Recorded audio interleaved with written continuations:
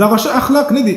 ښه اخلاق دا که چیرې یو انسان ټوله شپه د الله عبادت کوي، ټوله شپه د الله عبادت کوي او سهار هر وخت روژه یې، سهار یې روژه یې، ماښام د الله عبادت کوي، دغه ښه اخلاق د دې نه هم زیات ثواب لري.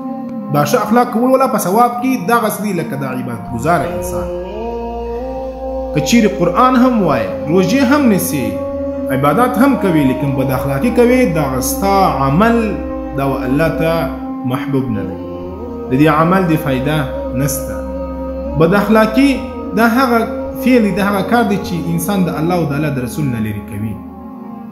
موږ دا پښتون قوم ولې دا خپل ځان په بد اخلاقي باندې پېژندلی؟ زموږ دا پښتون قوم ولې دا کنځلې کوي، بد اخلاقي کوي؟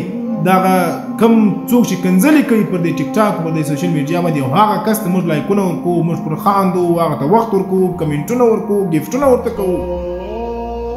یعنی موږ اخلاق نه خوښوو، موږ بد اخلاقي خوښوو. نو چې واوره چې کم څوک ښه اخلاق کوي، نبي علیه السلام فرمایي وایي دغه کس به په ورځ د آخرت تر ټولو ماته نږدې وي. او په ورځ د آخرت چې کم عمل وزن کېږي، عمل چې تلل کېږي، تر ټولو غټ عمل به په ورځ د آخرت هغه ښه اخلاق.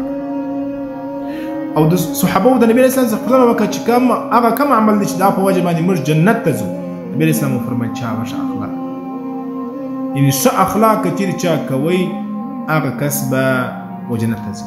د ایمان بعد تر ټولو افضل عمل هغه ښه اخلاق.